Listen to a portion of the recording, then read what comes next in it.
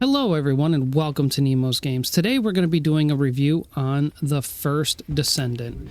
It's a looter shooter that's been out for just about over a year at this point, and I came across it maybe about 3 months ago. So I've dumped in about 400 hours at this point, enough to give a decent solid review.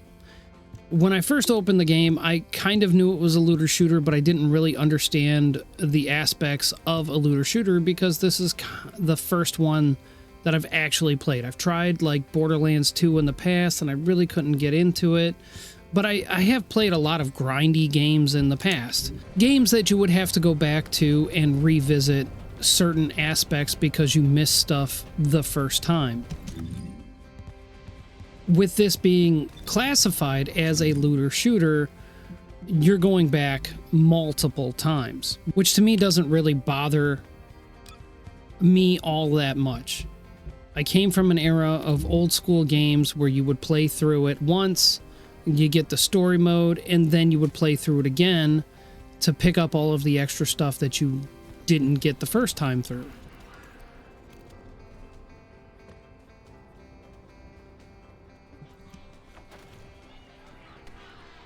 This game is tailored and designed for you to actually just play through it once to see if you like the game. So the story mode takes place as soon as you're able to get into Albion, which is basically the public server. All of everybody that is on your server at any given moment will be inside this common area. As a new player coming into the game, there are a lot of bells and whistles, stuff to look at, dopamine hits because of all of the rankings and experience that you're going to get just from generally playing the game.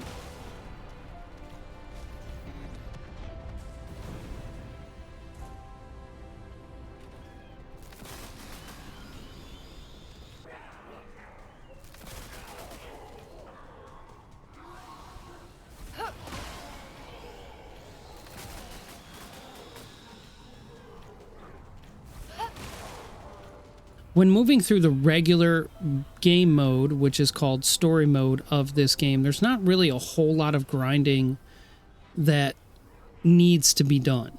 The general game will give you somewhere around 30 to 40 hours of basic game play, where you'll hop in, you'll go through the story, you'll play a few missions. It's merely gun-based,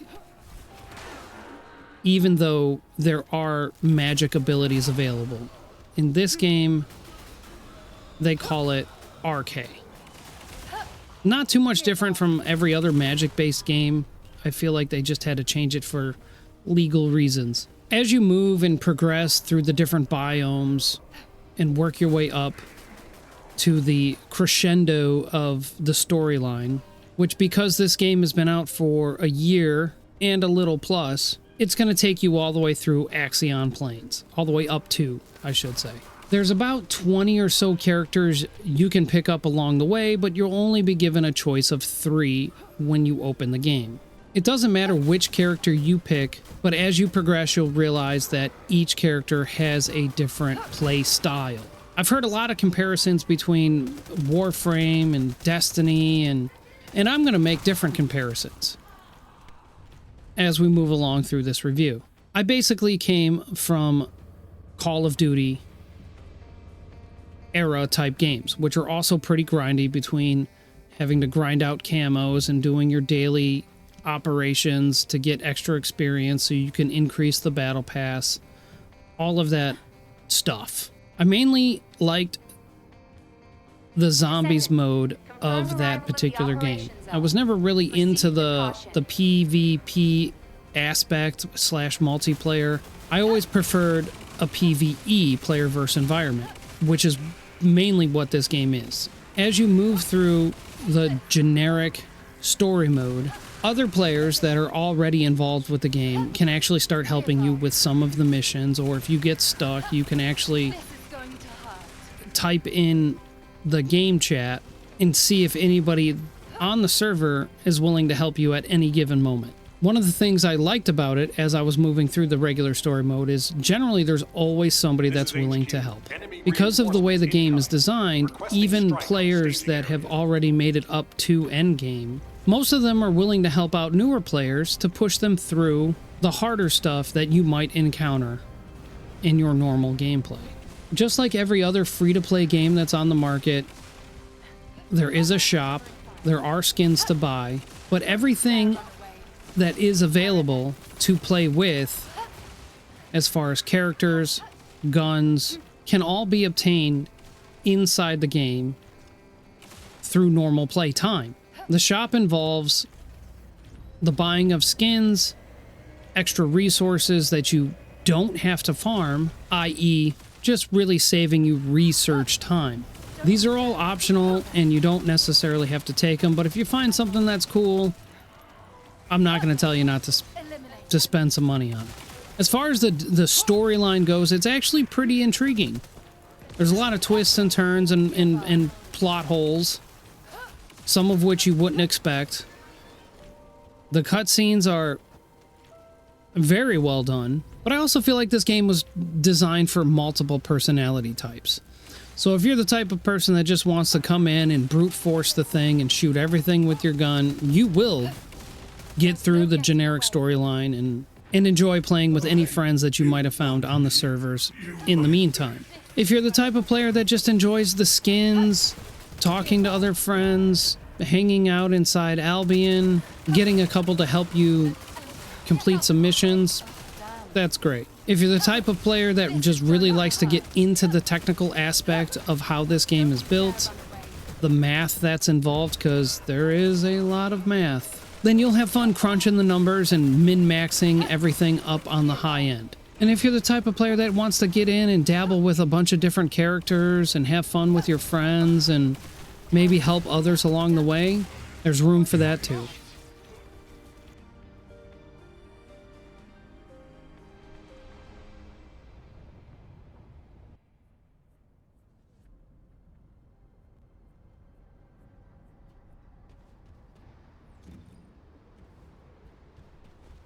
But overall, I think this game, for me, gets about a 7.5 or an 8 if I were to put it on a 1 through 10 scale. It's not the best game in the world, but it's also not the crappiest game in the world. It has some really good story elements to it. Every character that you will unlock along your journey, most of them have their own storylines outside of the main storyline.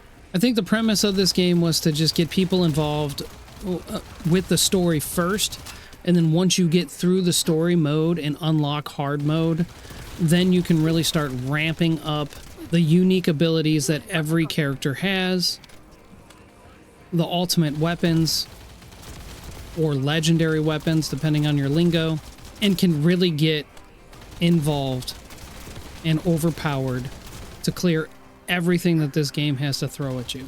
As a new player coming into this, you'll be given a few options to join public matches during the normal story mode. But if you're still struggling once you get to hard mode, that option is still there. You can still do all of the dungeons and the extra content that they have in a public forum.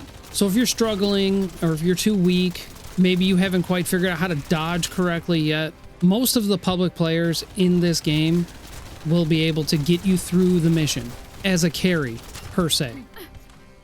No, I must endure. Would I recommend this to others? Well, yeah, it was recommended to me.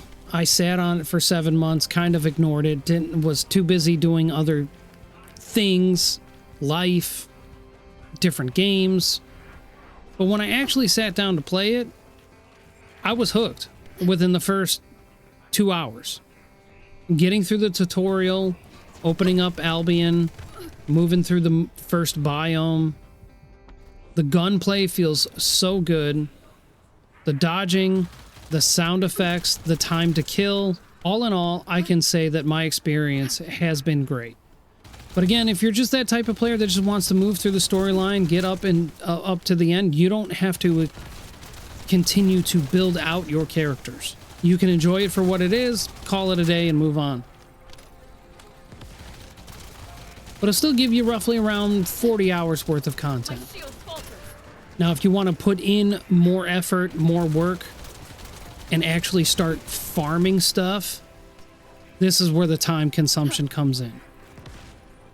This game is designed to be a time suck. Everything that you might want to build in this game requires 4 pieces. Those 4 pieces are scattered throughout the map locations and the different biomes, buried inside different missions.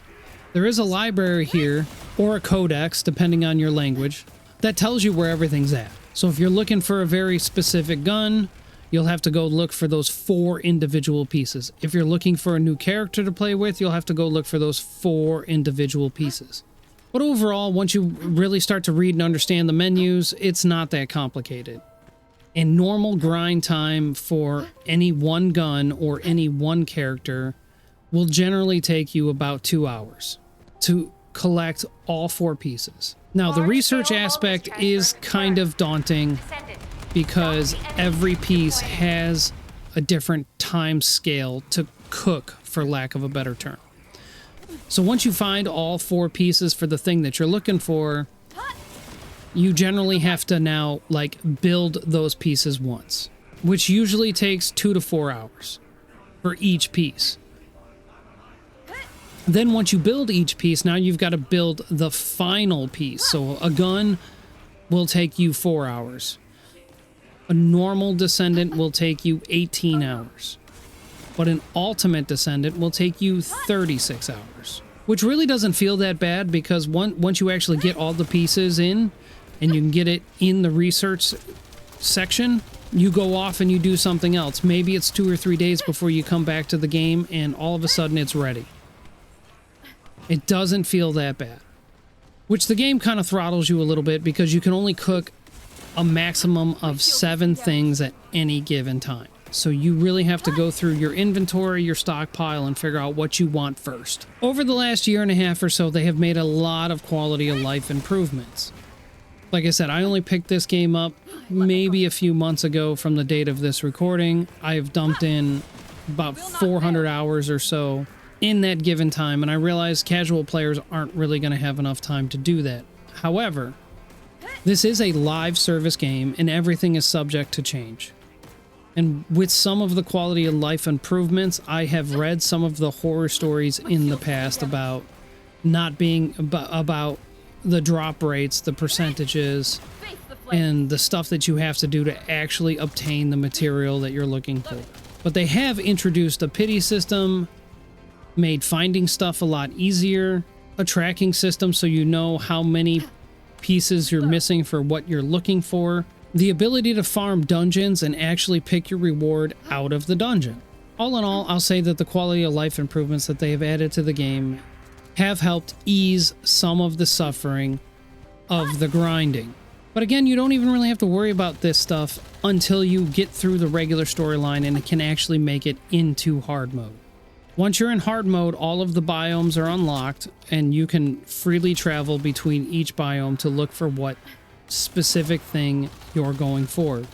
Maybe some magic increases, extra guns, new descendants, or characters to play with. Each one of them having a different feel, different play style. Overall, like I said, I'd give this game a 7.5 or an 8. Would I recommend it to others? Yeah, that's why I'm making a video about it. Will things continue and change in the future? Most likely, because it's a live service game. But if you're a regular player and you come in every day to maybe just spend 45 minutes in here, like they'll give you daily login rewards, extra in-game currencies that you can spend, like gold and Kuipers, what they call it in this game. And even if you push forward too fast, you can always double back and pick up the things that you forgot. They built in a lot of leeway in that aspect. So if you're a fan of mid-range looter shooters, little bit of action and story, feel free to come on in and check this game out. It's free to play on almost every system: Steam, PlayStation 5, Xbox Series S, or Xbox Series X. There's no networking fees involved. You don't need Xbox Game Pass or PlayStation Plus. Just hop on in, find some friends, or if you already have friends playing, the community that constantly play this game are very helpful. and patient with new players. So you don't have to feel like you're lost or stuck. You just have to ask for some help, and we'll make sure that you get through it. NeMoZGameZ, signing out.